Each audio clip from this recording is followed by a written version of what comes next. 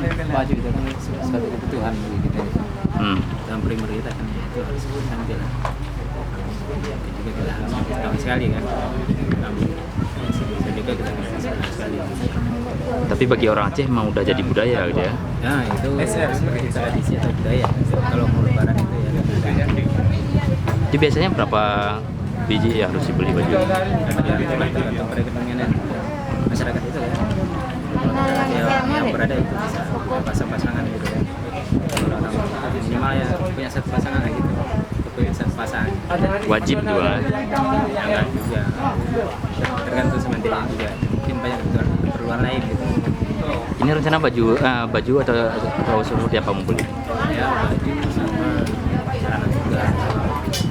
Lebaran itu sholat itu. Rata-rata gimana perkembangan harga dari tahun-tahun sebelumnya dengan tahun ini, menurut Abang?